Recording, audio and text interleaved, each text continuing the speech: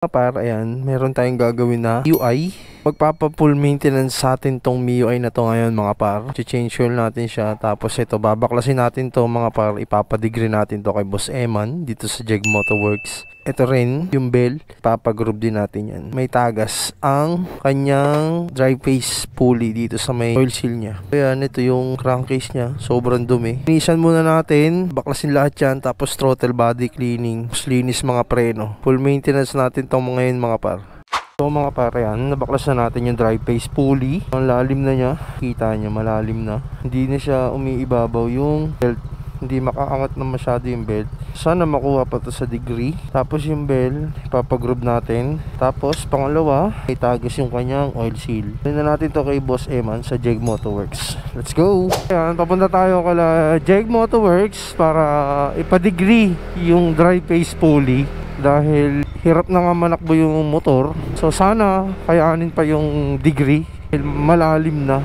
Kaya sa mga hindi nakakapag-maintenance dyan ng mga scooter, dapat lagi natin ipapacheck yan. Every 8,000 kilometers, palinis kayo ng CVT mga par.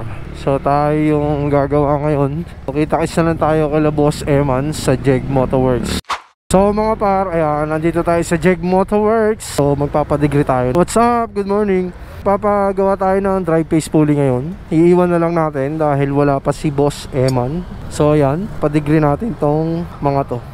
Ayan. So magpapadegree ako ng drive face pulley at papagroove ng bell. Ha? Yes. Kayang-kaya mo na yan, Boss Christian. Oh, tapos ito yung belt na gagamitin para masukat. So mga para yan, ito yung gagamitin para sa degree ng drive face pulley. So si Christian na bahala. So babalik na lang ako.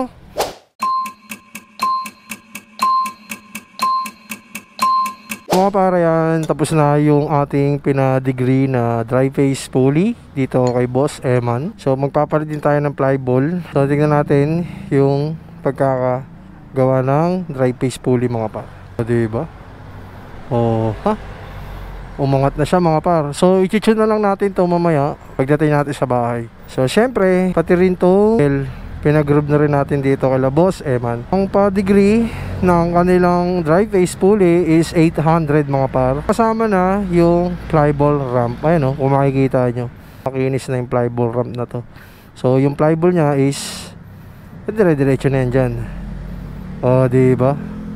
So dito lang yan kay Jeg Motoworks mga par. Tapos nilagyan na rin siya ng built-in washer. Kung makikita nyo, may built-in washer na siya dyan. Ang bell nila is 300 pa groove. So yan mga par, napalitan na natin siya ng clutch spring na RS8 1000 RPM. Sun Racing pala to mga par. Meron na tayong nakitang RS8. So ikakabit na natin siya ulit mga par. Babalik na natin lahat ng panggilid. Tapos ang flyball natin is 911. Tapos magtutono na lang tayo. Let's go. So yan, nakabit na natin mga par. Balik na natin sa dati. Kung nakikita nyo itong itim na yan mga par, hanggang dyan lang yung belt. So ang target natin is mapaangat dito. Medyo lumagpas dito yan sa itim. So testing natin mga par. Kailangan tono natin to. Tapos hindi mapagpag ang belt. So yung mga par, oh, makikita nyo, hindi mapagpag yung belt.